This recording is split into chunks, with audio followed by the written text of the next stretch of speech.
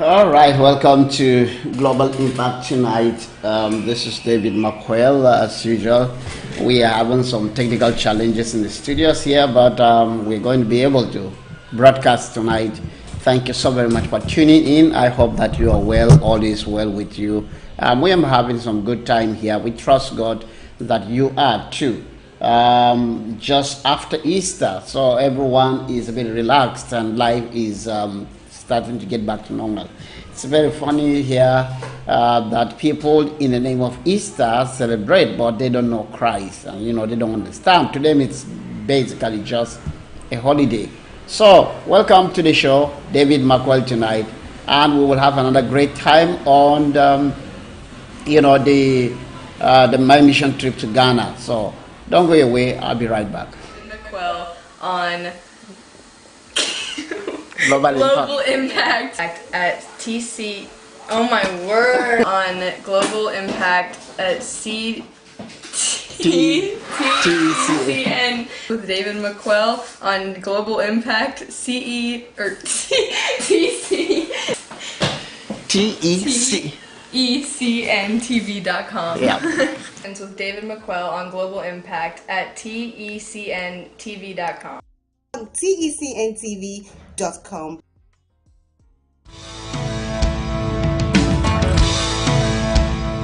All right, so yesterday I gave us a background, and really want to retouch on some of these things. The background yesterday was about our mission in Ghana between the years of 2004 and 2016, when we finally moved to another new mission field in the Ivory Coast. It was really interesting to see God at work. I tried to touch on some of the highlights yesterday of the great experience of our mission work in Ghana. Going to a new country, absolutely, I'd like to say that again. Going to a new country, it's really a challenging thing. The challenge is the culture. Finding life really strange, and knowing things are fresh, or reschooling yourself. Everyone believes that the culture of your country is the acceptable norm. But when you go to another country, you'll be so surprised that the way things are done. For example, in Nigeria, when someone comes to your house, a sign that you receive the person is to take him into your living room, at least to sit comfortable and serve him some, something to drink. Let's say something like sodas, for those who drink sodas, and then, of course, for those who take alcohol, they serve them alcohol. But basically, you serve the person something to you that looks honorable, the kind of honor that you give the person. When we went to Ghana, we realized it's different, especially for those of us. If you go to the southern states, southern regions, for example, either Volta region, Greater Accra region, Western region, and even Ashanti region, and Central region. I don't know about the North, but basically, when someone welcomes you, you sit outside. He doesn't take you into the room, into his living room. See, there is always a small balcony where they receive you, and you are served water. And it was quite strange for us. Really strange for us when we first went there. We had no idea. We didn't understand. It was really strange. So that adjustment can take as long as, some people even live in a foreign country and even leave the foreign country without adjusting to that kind of change, especially if they find it, despising. They find it less honorable. Let me use that word rather. Less honorable, we find it looked to us like distrust. Like you went to someone's and he doesn't really trust you. That's how we thought, or that's how we saw it, So it took a while. Really took us a long time to adjust. And also, when you stay longer and you begin to deal with people more, you realize that the people, particularly that you are used to or who really seem to respect you, eventually learn to welcome you in, right into the house, you know. And so it was really a great cultural shock. In fact, the most shocking thing that we all experience, and most people, especially from Nigeria and other countries, experience in Ghana, is the fact that Ghanaians really gained some greater respect in the 80s when they have economic crisis and many Ghanaians had to leave their country and go to other countries like Nigeria and other countries. And yes, so we had lots of teachers. I had teachers in secondary school who were Ghanaians, and some of them were some of the best teachers. They were really good in teaching, you know, really good, you know, really. And some of them eventually married our sisters and our relatives and nieces and cousins, and eventually went back to Ghana with their wives later. Some of them really never went back, stayed back in Nigeria. They adapted to the culture in Nigeria and we didn't go back. So, you know, it's incredible. When we went back to Ghana, it was shocking for us that not everyone in Ghana speaks English. In fact, most people don't speak English. Not because they don't want to speak it, it's because they cannot speak it, you know. And so we'll see in Nigeria, for example, and in some other African countries, you know, especially the English-speaking countries, when a lady dresses well, I mean, apparently you can just speak English to her because it looks like she understands. She's exposed, she's educated. But it was the other way around in Ghana when we went. You see them well-dressed, I mean, smartly dressed, modern, and then they cannot speak English, you know. So we were shocked. We thought that Ghana was the most, you know, educated country. You know, it took a while to really adjust to that. So those of us that are missionaries went to Ghana confidently because we knew Ghana was an English country. So we will explain the gospel in English and we will not have to struggle. But we were shocked that many people cannot speak English. We needed interpreters. You know, went to churches, and many churches then. I mean, there is a little change now because of the influence of churches like American churches, Nigerian churches. You know, you see that Ghanaian churches now, some of them, you know, actually speak English. You know, they hold their services in English or even bilingual. But back then, most churches, you know, they'll speak the tree. Ashanti tree, you know, and it was really we went to church many times, and it was Ghana and English.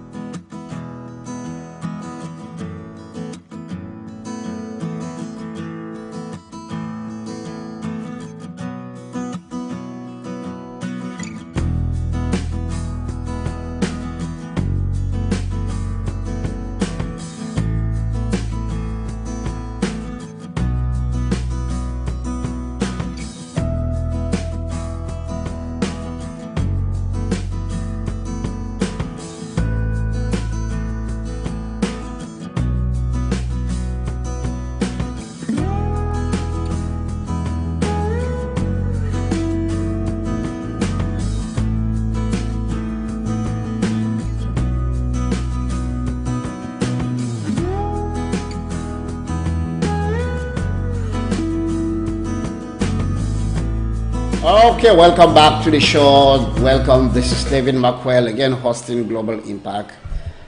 So tonight again, we are back talking about the reports from the mission field in Ghana from my trip last week. It's incredible. I went. One of the first places that I visited was I call her my daughter in many respects. First of all, because I'm her spiritual father, but secondly, because she stayed in my house and I raised her to some extent.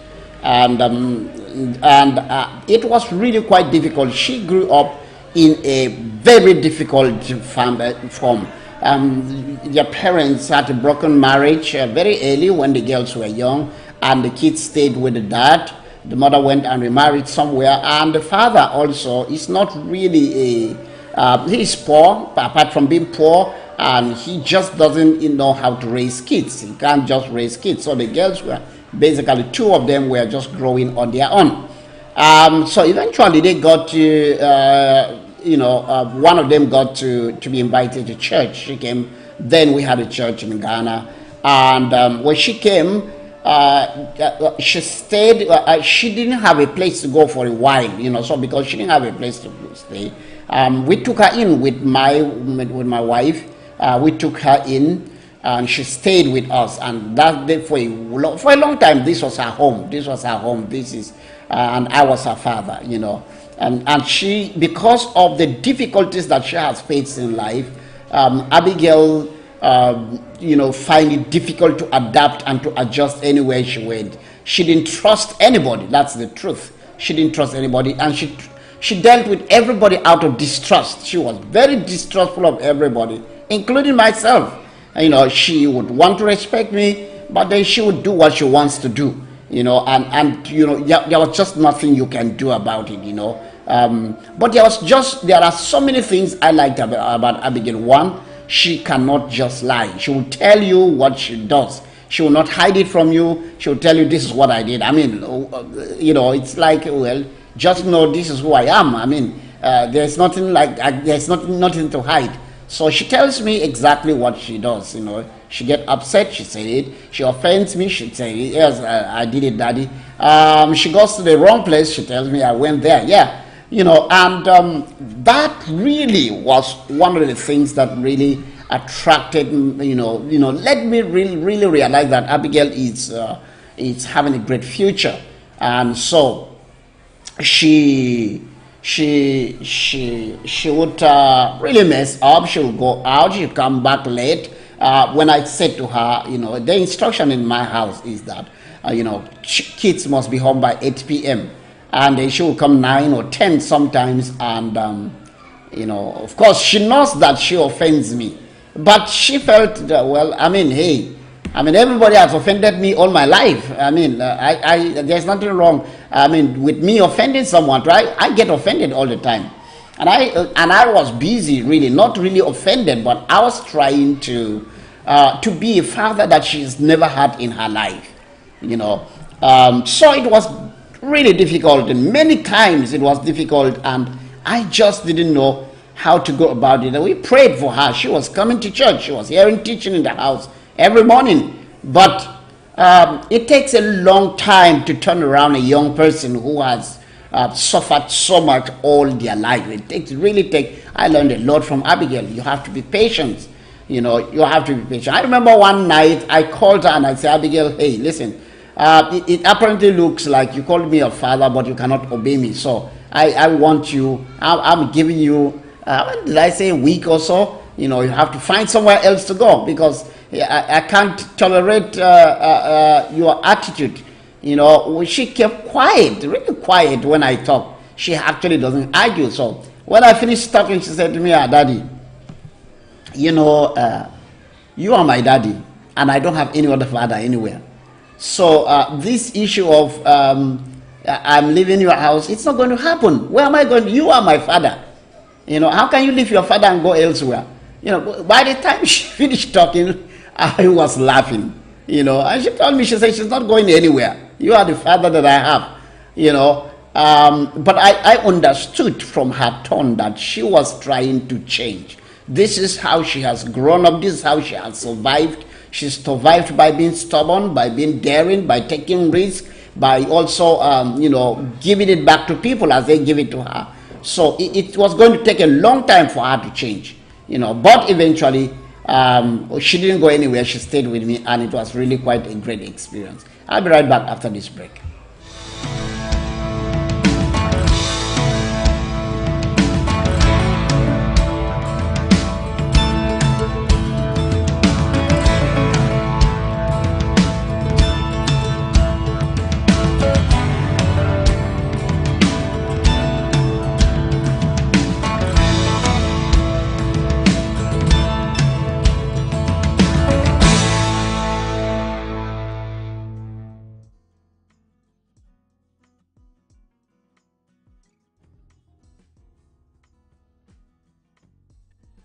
Thank you. Hey, I'm Ken McClinton, the host of the Exceptional Conservative Show, live from the nation's capital. I love this cat, the Exceptional Conservative Show cat, Jacob. We love you, and we want you to know we love the fact that you watch TECNTV.com. As chairman, founder, and president, we wish you much love and much affection. I love you. I love you. Hey, this is Pastor Greg right here watching TECNTV.com live and enjoying. You should join me here on ChildrenGenerationRadio.com, and also my other favorite thing, ministering the gospel in India. Hi, I'm Bob Record, and as you can see, I love hunting. And I also love watching TECNTV.com. Why don't you join me in doing that? But in the meantime, I'm headed back to the field. See you later.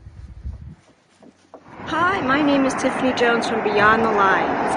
And when I'm not exploring Los Angeles, I am watching TECNTV.com. TECNTV.com. I love it. I'm David McQuell. I'm the host of Global Impact on TECN. I'm a missionary in Abidjan, West Africa, working on establishing the largest history center. Whether I'm in the field or I'm working on history, I love TECN TV.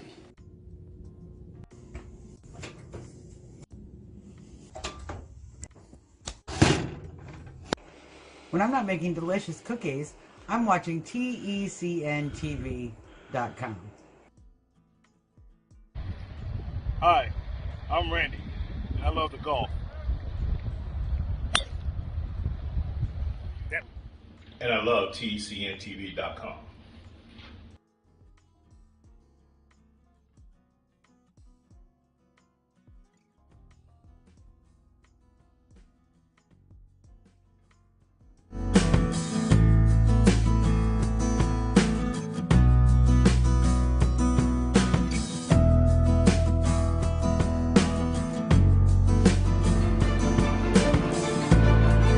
Everything that's reported on television isn't always true, but it should be. NTD, the power of truth.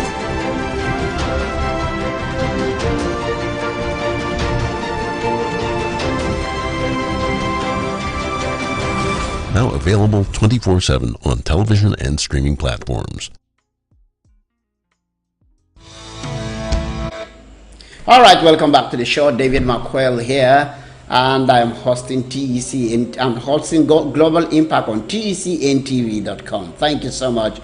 We are again talking about the field reports from my mission trip to Ghana, and I'll be giving you a background as well as updates about the experience in the mission field and what we did, in the years that we're in Ghana. There were so many highlights in Ghana, especially when I was invited to speak to the parliamentarians.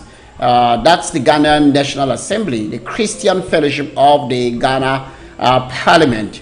And I was invited to speak to them just before the 2008 general elections, where John Agyekum Kufuor was the outgoing president, and then the late President John Evans Atta Mills was running against the NPP candidate, who is now the current president of Ghana, Nana Addo Dankwa Akufo-Addo. So it was really very tense, and so of course Ghanaian elections and most African elections are very tense, and people had to go into prayer. Christians went into prayer. I was invited to prayer meetings so we could pray for a peaceful elections, and then I was invited by the Christian Fellowship, which was run and attended by parliamentarians on all party fronts. I mean, almost every political party was represented, and almost every region, in fact, all the regions in the country were represented because we are Christian parliamentarians too. So we went there to speak to them. And I had my pastor then from Lagos, Reverend Joseph Akanya, who was visiting us for a special program. And I said to him, we need to go to the parliament together. I'm supposed to speak, but you want to speak on my behalf. And he spoke in that one, he spoke to them about the will of God, knowing the will of God, and also understanding leadership and praying for peaceful elections, And it was incredible. It was great. So, wow. So I was the first foreign minister in Ghana ever to be invited to speak to the parliamentarians. And the House Whip, the deputy whip of the House or the Parliament was the one who welcomed us in his office, and he said, hey, this is Ghana. All of Ghana is represented here. If you speak to this house, you are speaking to the whole nation. Of course, the name of my ministry is Speak to the Nation. So this was really timely and very, very symbolic. And then I also shared with you yesterday about an assignment I got from God to go around the country and to go to all the regional capitals. Ghana has regions. Then they had 10 regions, and I learned that there are probably 16 or 18 now. In the latest change and political updated map of the country, many regions are created and divided. And so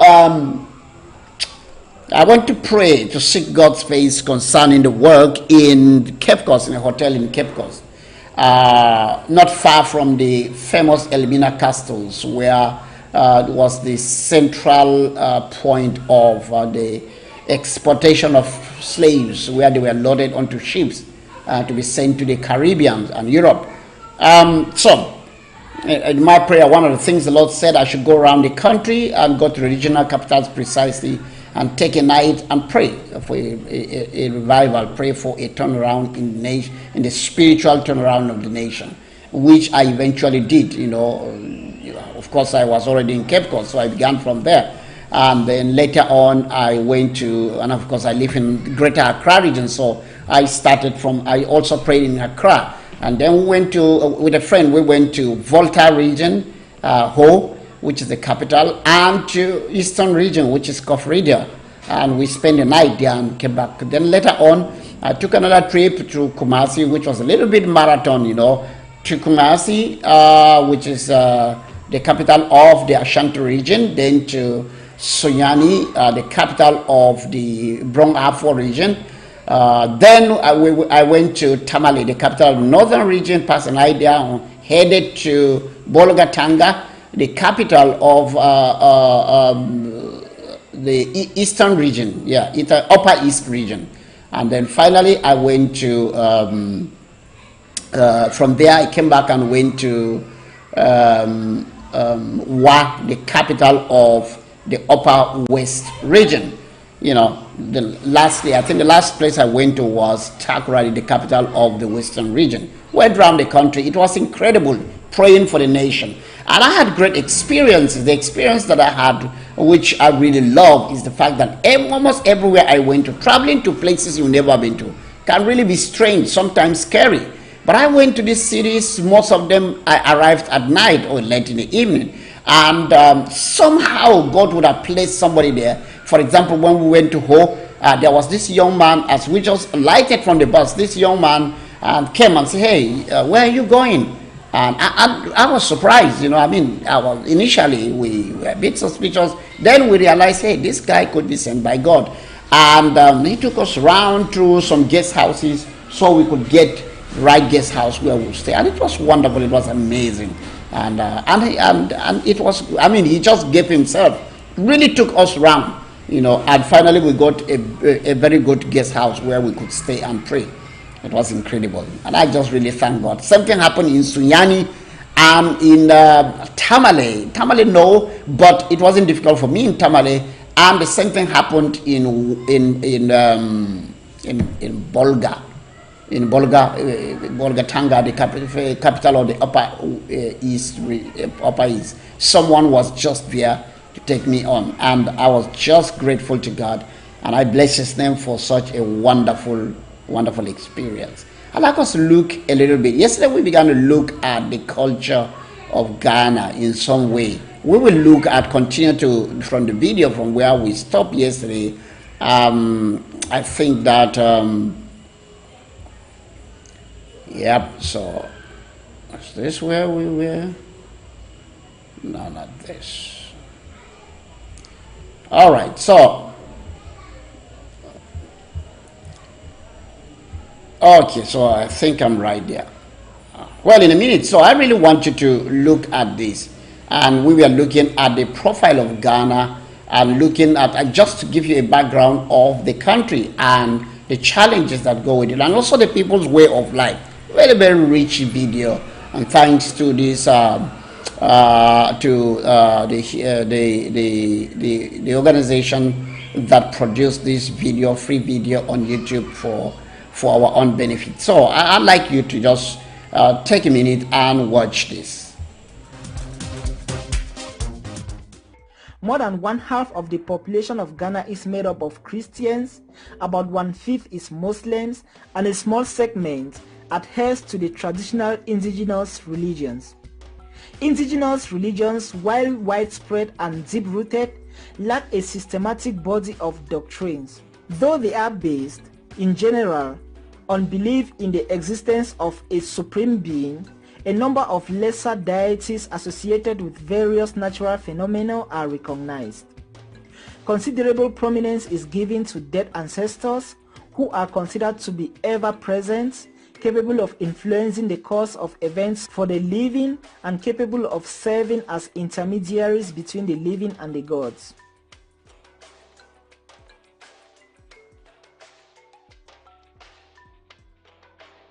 The economy is a mixture of private and public enterprises. About 3/5 of the GDP is derived from the services sector. Agriculture contributes almost 1/5 and industry about 1/4. Before independence, the government's role was confined mainly to provision of such basic utilities as water, electricity, railways, roads, and postal services. Agriculture, commerce, banking, and industry were almost entirely in private hands, with foreign interests controlling the greater share in all of them except agriculture. Shortly after independence, the government set out to extend its control over the economy by establishing a large number of state-owned enterprises in agriculture and industry. In order to make up for the local shortage of capital and entrepreneurial skills, measures were adopted to attract foreign investors to operate independently or in partnership with the government. These policies did not achieve the desired results because of poor planning and corrupt administration. By 1966, when the administration of President Kwame Nkrumah was overthrown, the heavy overseas borrowing upon which the government had relied to support its economic programs had dissipated almost all of the country's overseas reserves and had produced external and internal debts totaling some $1 billion. Subsequent governments have sought to deal with the adverse balance of payments, to arrest inflation, to reschedule overseas debts, to increase agricultural productivity, and to establish industrial development on a rational basis, as well as to save scarce foreign exchange by encouraging the exploitation of locally manufactured goods. The continued devaluation of the Ghana cedi over time, from 1.02 cedis to the US dollar in 1970 to 9,145 cedis to the US dollar in 2006, had mixed effects on both trade and the cost of living, but overall Ghana's economy had begun to recover by the 1990s. Beginning in the late 1990s, the government concentrated on improving economic stability and transparency, and it continued with privatization efforts. In the 21st century, Ghana, considered a model of Africa economic recovery and political reform, qualified for substantial debt relief measures, including relief from the World Bank and International Monetary Fund's Heavy Indebted Poor Country Program in 2002, and the Total Debt Forgiveness Plan agreed upon the group of 8 country leaders in Gleneagles, Scotland in 2005, but by 2015, Ghana was suffering from a high debt burden again.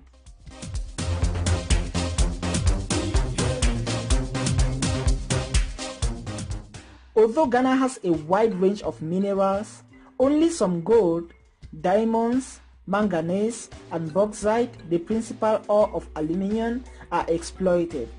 Gold mining, with an unbroken history dating from the 15th century, is the oldest of these extraction industries. The others are of 20th century origin. The working of manganese dating from 1916, diamond from 1919, and bauxite from 1942. There are also reserves of limestone and iron ore. Salt, in which the country is self-sufficient with surplus for export, is obtained from the sea and lagoons. There are also extensive supplies of building stone, gravel, and sand. Ghana also has oil and natural gas reserves. The state-owned Ghana National Petroleum Corporation (GNPC) is involved in all aspects of the oil and gas industry in the country. In 1970, oil was discovered offshore between Salt Spond and Cape Coast. Although this discovery was initially classified as non-commercial, the steep world oil price increases of 1973 to 1974 caused the government to reclassify it as commercial in 1974 and to undertake development. In 1974 and 1980, substantial amounts of natural gas were discovered offshore to the south and west of Cape Three Points. Modest oil production in the Salt Spond area began in 1978. Further explorations of more comprehensive nature have continued into the 21st century, resulting in the discoveries of more lucrative oil reserves off the coast near the border of Côte d'Ivoire. Some 3/5 of Ghana's electricity is supplied by oil or gas-fired plants such as those at Pone, Tema, and Takoradi. Many of Ghana's rivers have the requisite regimes and rates of flow to permit the exploitation of hydroelectric power, which provides about 2/5 of the country's electricity and is supplied principally by the Akosombo Dam on the Volta River. A second dam is located a few miles downstream of Mpong, and another dam, the Bui, is located at the Black Volta River. Drought conditions, however, can negatively impact hydroelectricity production and cause power interruptions.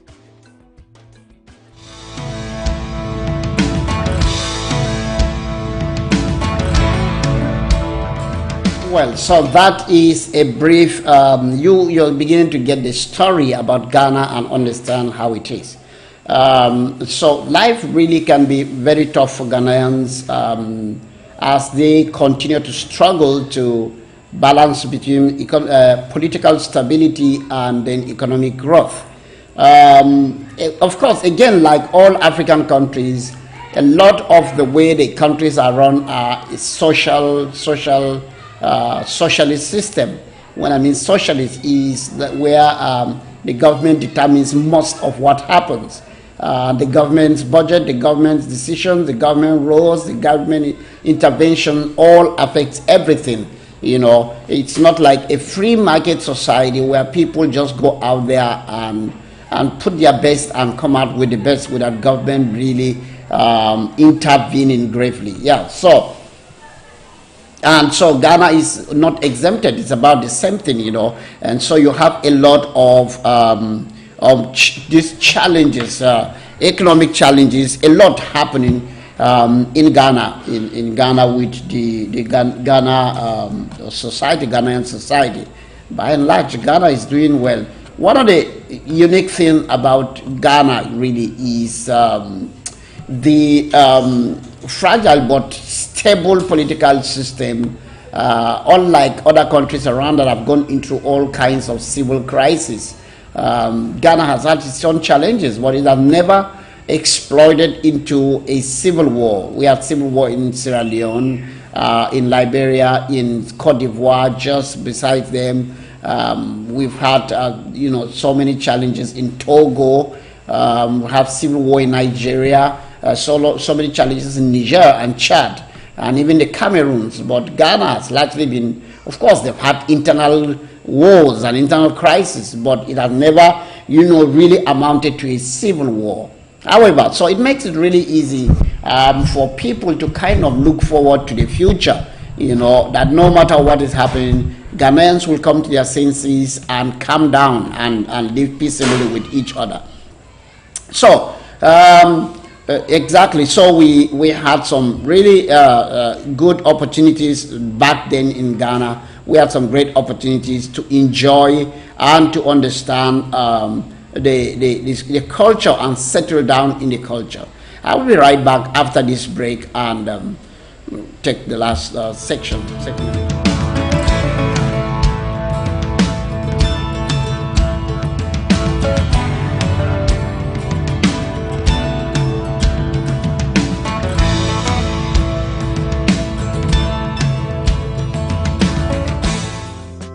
Dreams are potential seeds. They need someone to believe in them. They need someone to finance them. And they need someone to embrace them. Partner today with the World Mission Center, Abidjan, the Ivory Coast, and help us win Africa for Christ.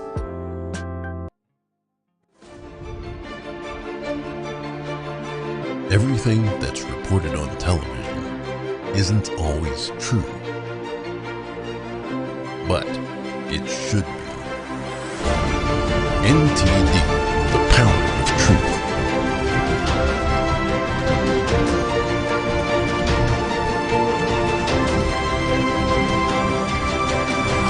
Now available 24/7 on television and streaming platforms.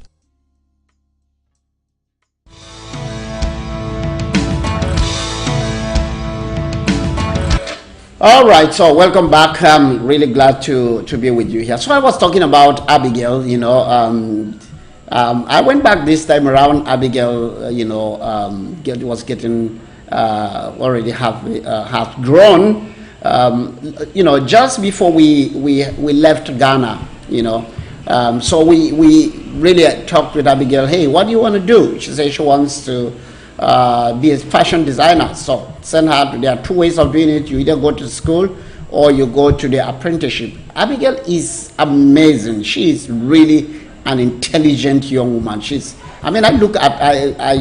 One time I had to look at her a book she writes in, and I couldn't believe.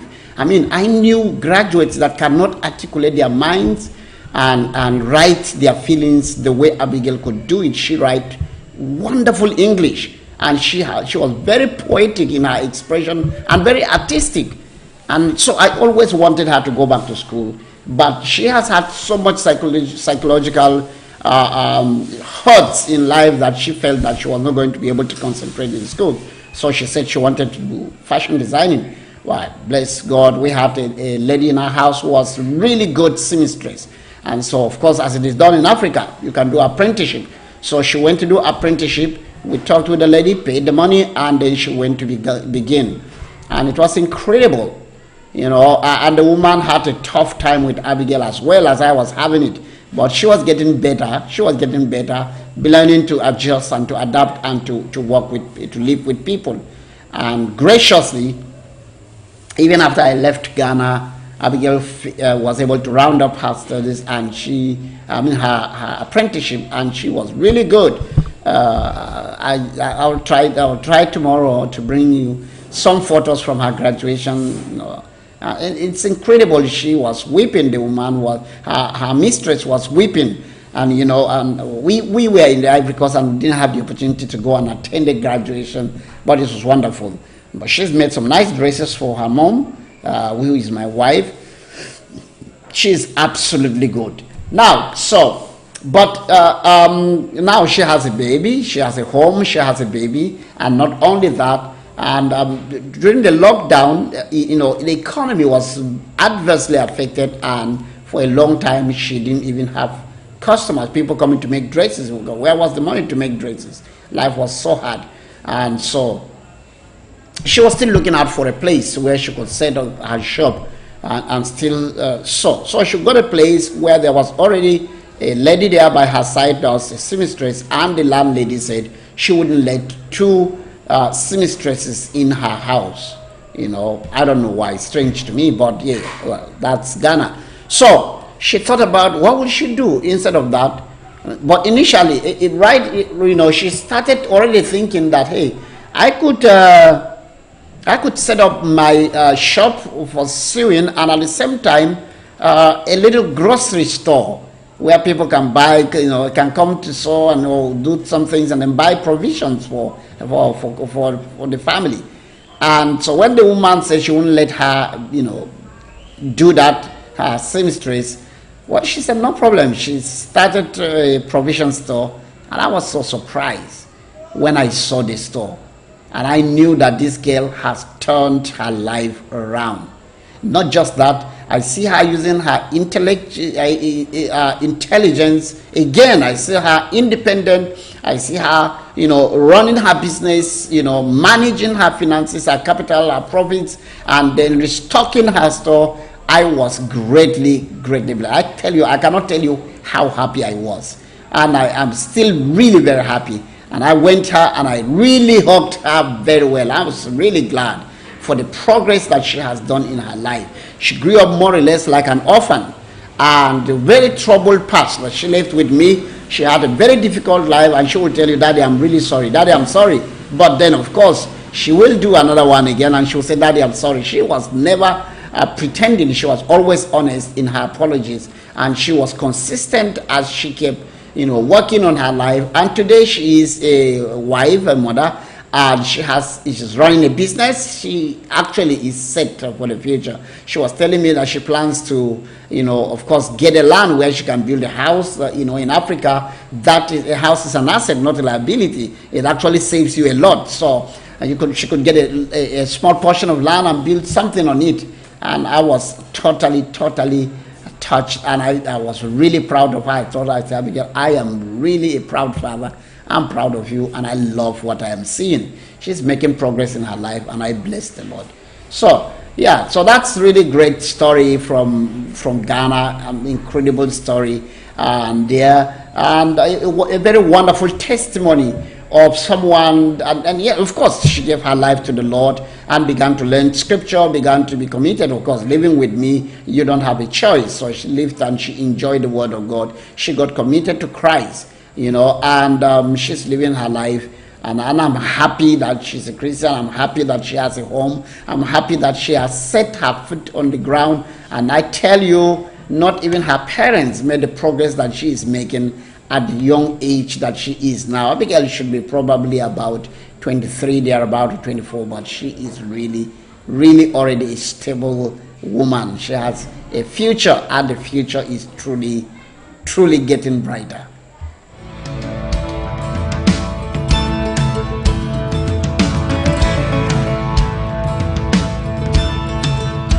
So thank you very much for tuning in today and watching the show. Really would love to hear from you and to know what you think about our show. Did you get blessed? Did you get inspired? I would tell you so many stories again also.